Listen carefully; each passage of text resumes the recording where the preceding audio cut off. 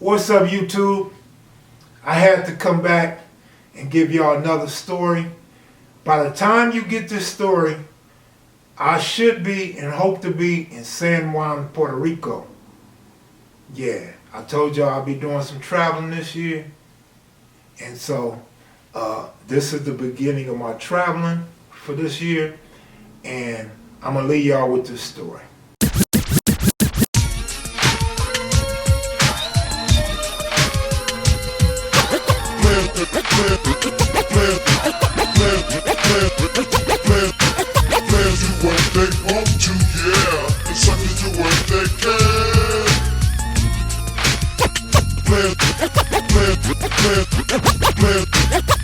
That was it.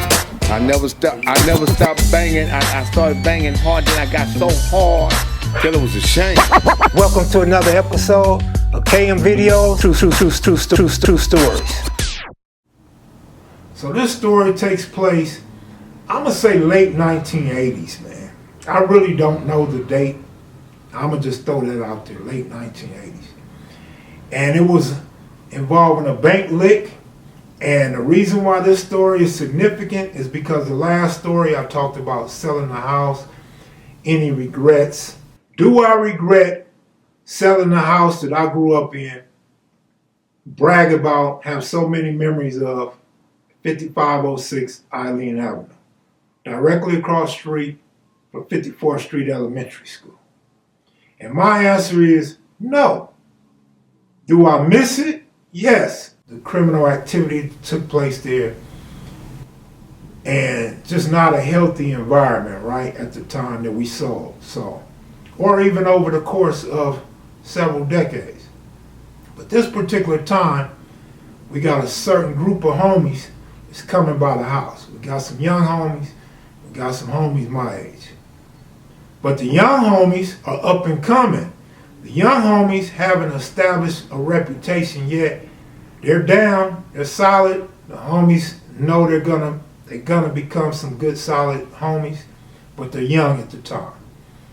And so their task is to go rob this bank. Some Crips come by the house, meet up without my knowledge. I don't know, these dudes came over to the house, and I remember this carload, this van of them came over on another time, and I see them outside. Where them niggas from? Them the homies. They from the east side, blah, blah, blah. I didn't meet them, didn't know what was going on. I was in the blind. And this is how homies do you.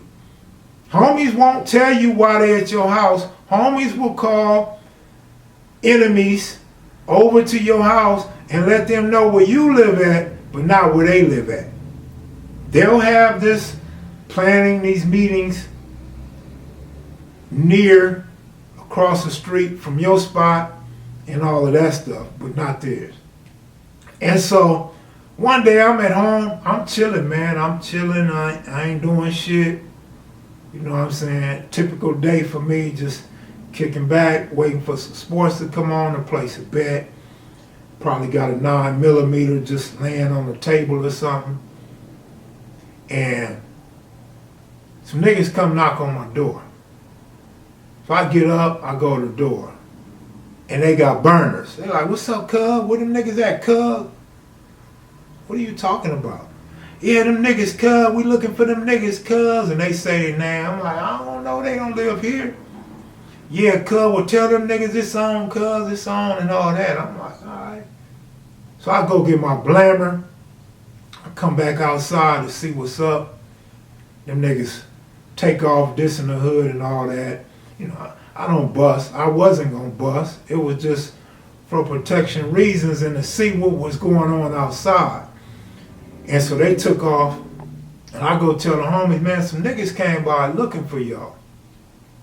Y'all niggas supposed to plan to do this lick, and y'all went and done the lick and didn't tell them niggas. Well, you niggas didn't tell me either, nigga. What my cut at? They don't give me a dime. I don't get a cut. And that's why I wouldn't fuck with that crew. I wouldn't fuck with no banks. I wouldn't fuck with the crew that was hitting no banks. Dudes was scam. Dudes was all about themselves way back then. Dudes would leave you out to dry and pray you don't rat on them niggas because you had nothing to do with it. But on to the story, man. I ain't trying to put nobody on blast, no hood on blast or nothing like that. But these dudes was from Fire Tray Avalon, and they end up hitting a lick at the same time as some Eastside faux trays, and allegedly they got into a squabble in the bank. And so that became more than one issue. But the homies, I don't know if it was the same bank, but the homies, they got some money. They were successful.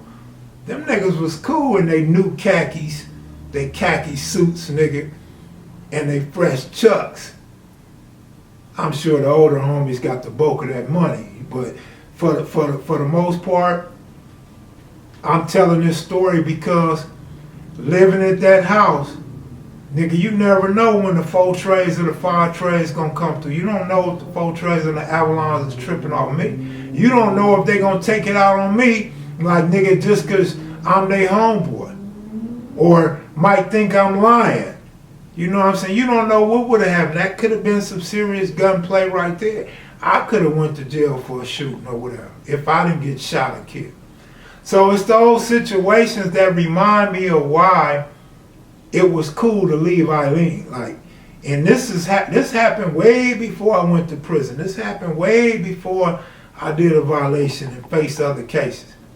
We just talking about like the late 80s, maybe the early 90s. I'm thinking late 80s though. So this is the type of shit that went on. This is everyday life on Eileen Avenue.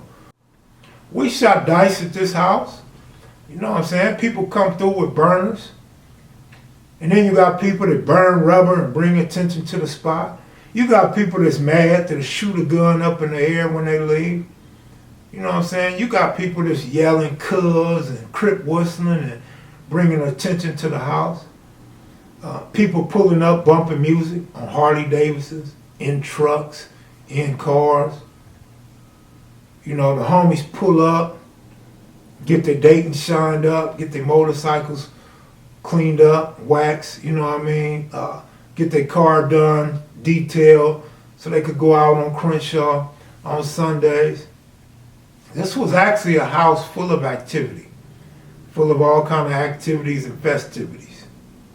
We done celebrated birthdays there for myself, for the kids. You got lowriders out front, always sticking out like a sore thumb for law enforcement, for jackers, and rival gang members passing through. Don't get me wrong, I love this house. I loved it to death. A lot of memories there. It shaped my life for better or for worse. But this is the spot that we call 5506 Eileen Avenue.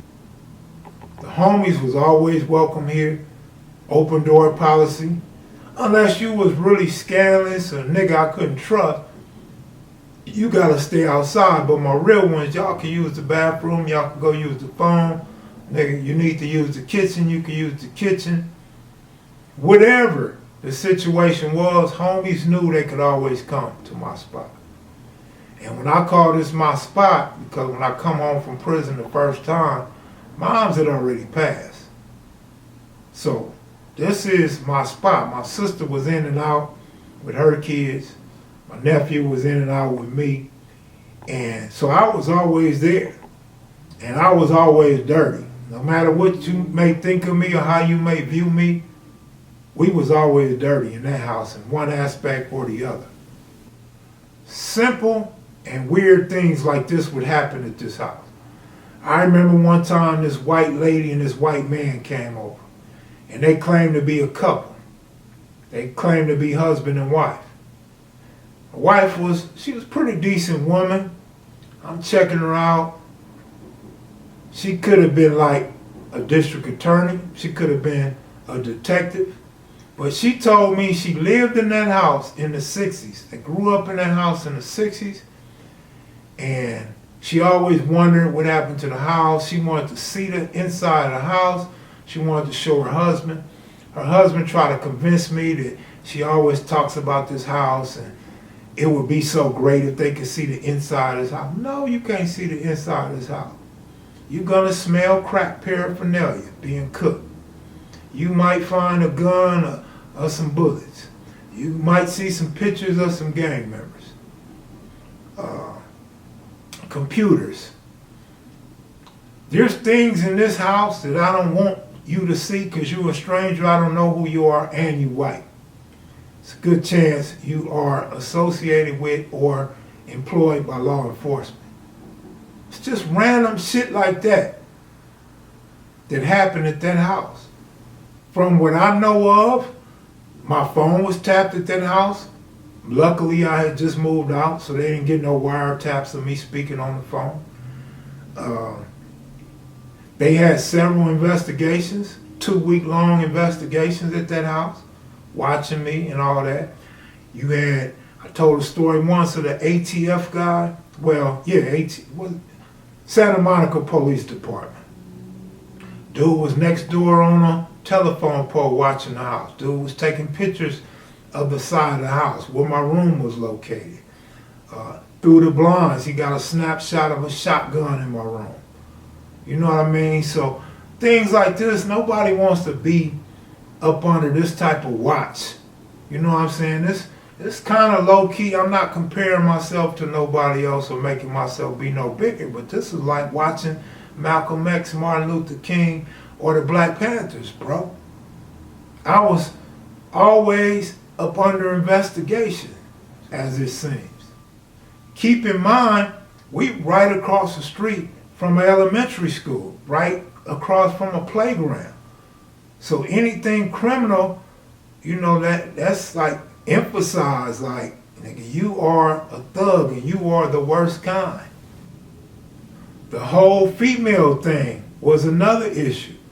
Because I was always cool with my exes, and because I was always in one resident, over the years, girls would come by the house when I'm sitting there with my girl. Girls would be outside, talking about, bitch, come outside. Most people would think, oh, there's no gang activity there. Oh, it's cool to go to KevMac's house. This is a good place to hide out, the honeycomb hideout. This is a safe environment. But no, when you live there 24 hours, 7 days a week, you find yourself in these situations, homie. When somebody want to go do a lick, come get Kev. Somebody want a burglar, go get KevMac. Robbery, go get KevMac. They need some bullets, some burners, or some scanners, come to KevMac. So KevMac's house was always that house that could get me in trouble on any given day, any given hour. No matter how nice and friendly it looked, nigga, that's why I always say, people can't say what people did and did not do. Because you are not with that person or at a residence 24/7. You don't know what goes down. And it's never going to be trauma on you because it ain't your spot. And you don't have to worry about it when you sleep or when you wake up. But that's my story for the day, man. Go on, click the like button. Leave a comment. Be sure to subscribe. Wish me a happy, safe trip back. I'm out of here, y'all. Salute.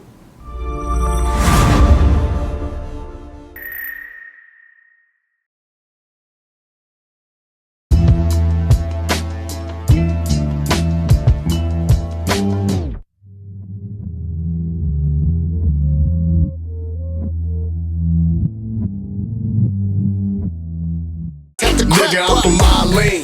Avenue, rich rollin'. 60th to 64th, dope deals going up on 9 lane.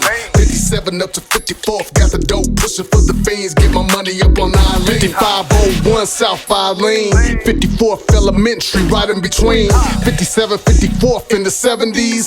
Bubba plus Big Stan was a dream team. There was the G's on the block, Big and Lil Twin. Lived off of 57th in my hood, man.